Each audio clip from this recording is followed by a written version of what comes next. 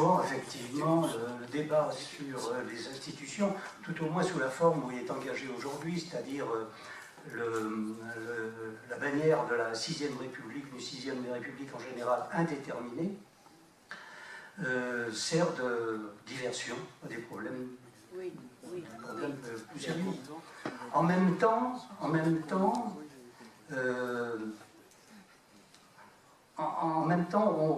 m'a fait quelquefois le reproche, ah ben c'est bien beau de parler des institutions, mais il y a le chômage, mais il y a la précarité, etc. C'est toujours difficile, si c'est un chômeur qui vous pose la question, de dire que vous n'êtes pas d'accord. Il n'en reste pas moins, je crois que s'il est déplorable qu'il y ait le chômage et qu'on n'est pas vraiment un citoyen quand on est au chômage, il n'en reste pas moins que reste la question du pouvoir politique. Et la responsabilité du citoyen, c'est de se saisir du problème. Alors effectivement, c'est un problème délicat. Sur les problèmes qui ont été posés précisément, qui sont des problèmes difficiles aussi, le problème de la révocabilité. C'est tentant de dire un parlementaire qui ne fait pas bien son travail ou à qui on a quelque chose à reprocher doit être révoqué. C'est facile à dire. C'est peut-être pas si facile que ça à faire, pour plusieurs raisons, qui sont des raisons de fait et de principe. À partir de quel degré de la faute on met en cause le mandat? Et qui dit quel est le degré de la faute? Et quelle majorité se prononce pour la révocabilité ou pas? C'est indéterminé, ça. C'est pas déterminé, bien sûr, mais quand on écrit une constitution, on ne peut pas s'en sortir en disant c'est indéterminé. On écrit et on détermine. Autrement, on échappe à sa responsabilité de citoyen. La responsabilité du citoyen, c'est d'écrire ce qu'on pense et de le penser réaliste. C'est difficile, c'est plus difficile que de déclamer, c'est sûr. Alors, je poursuis mon raisonnement sur la révocation.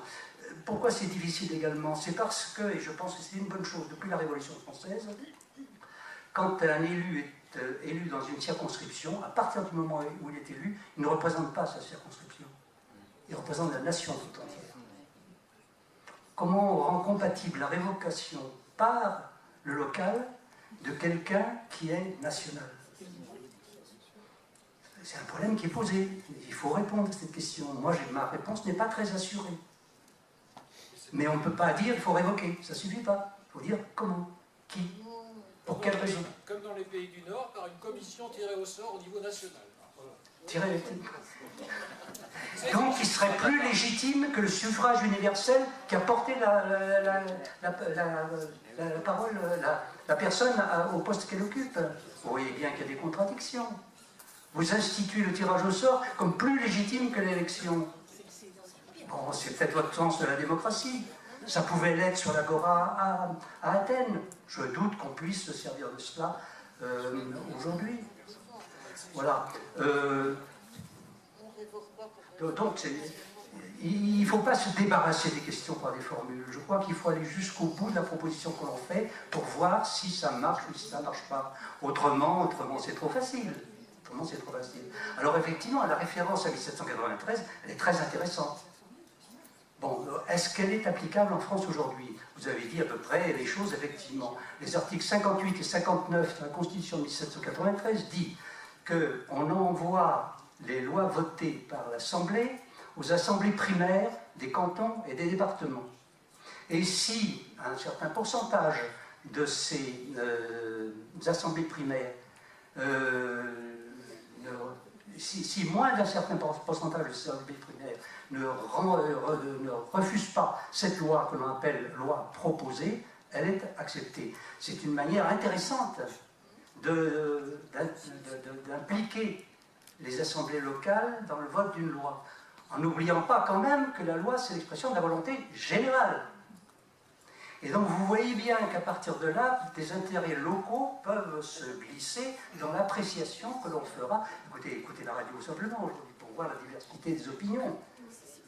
Alors, je crois qu'il faut chercher de ce côté-là. Si j'ai fait si souvent référence à la Constitution 1793, c'est parce que je pense qu'elle a été féconde et qu'elle peut nous inspirer encore. Mais ça n'est pas simple quand même. Hein. Dans une société comme la société d'aujourd'hui, ça n'est pas véritablement Quant à ce qui a été dit sur les relations entre l'argent et la démocratie, je suis bien sûr d'accord. La souveraineté, c'est aussi la maîtrise économique et financière du souverain, c'est-à-dire de la France. Et elle est loin d'être établie, on le sait bien, et c'est un autre débat aujourd'hui. Et de même, un chômeur, ou bien quelqu'un qui n'a pas de logement, ou qui n'a pas d'accès à la culture, ou un accès normal à la culture, aux soins, à l'éducation, ce n'est pas un citoyen à part entière. Donc les aspects économiques et sociaux sont effectivement très importants.